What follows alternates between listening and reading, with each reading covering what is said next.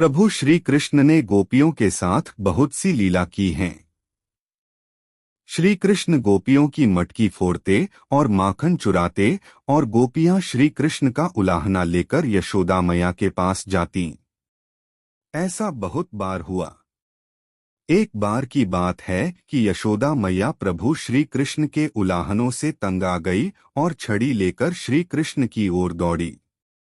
जब प्रभु ने अपनी मैया को क्रोध में देखा तो वह अपना बचाव करने के लिए भागने लगे। भागते भागते श्री कृष्ण एक कुम्हार के पास पहुंचे। कुम्हार तो अपने मिट्टी के घड़े बनाने में व्यस्त था, लेकिन जैसे ही कुम्हार ने श्री कृष्ण को देखा तो वह बहुत प्रसन्न हुआ। कुम्हार जानता था कि श्री कृष्ण साक्षात परमेश्वर हैं।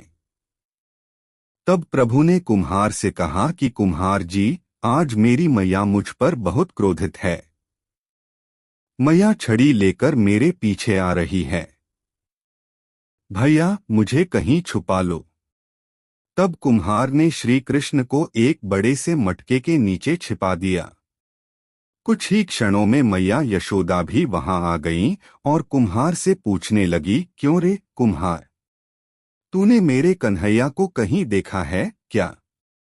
कुम्हार ने कह दिया, नहीं मैया, मैंने कन्हैया को नहीं देखा।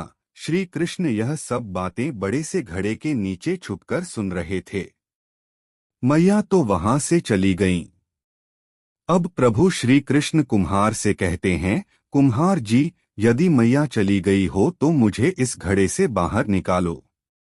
कुम्हार बोला, ऐसे नहीं प्रभु जी, पहले मुझे 84 लाख योनियों के बंधन से मुक्त करने का वचन दो। भगवान मुस्कुराए और कहा, ठीक है, मैं तुम्हें 84 लाख योनियों से मुक्त करने का वचन देता हूँ। अब तो मुझे बाहर निकाल दो। कुम्हार कहने लगा, मुझे अकेले नहीं प्रभु जी, मेरे परिवार के सभी लोगों को भी 84 लाख योनियों के बंधन से मुक्त करने का वचन दोगे तो मैं आपको इस घड़े से बाहर निकालूंगा। प्रभु जी कहते हैं, चलो ठीक है, उनको भी 84 लाख योनियों के बंधन से मुक्त होने का मैं वचन देता हूँ। अब तो मुझे घड़े से बाहर निकाल दो। अब कुम्हार कहता है, बस प्रभु जी, एक विनती और है, उसे भी पूरा करने का वचन दे दो तो मैं आपको घड़े से बाहर निकाल दूंगा। भगवान बोले, वो भी बता दे, क्या कहना चाहते हो? कुम्हार कहने लगा, प्रभु जी, जिस घड़े के नीचे आप छुपे हो उसकी मिट्टी मेरे बैलों के ऊपर लाद के लाई गई है। मेरे इन बैलों को भी 84 लाख योनियों के बंधन से मुक्त करने का वचन दो। भगवान ने कुम्हार के प्रेम पर प्रसन्न होकर उन बैलों को भी 84 लाख योनियों के बंधन से मुक्त होने का वचन दिया। प्रभु बोले, अब तो तुम्हारी सब इच्छा पूरी हो गई, अब तो मुझे घड़े से बाहर निकाल दो।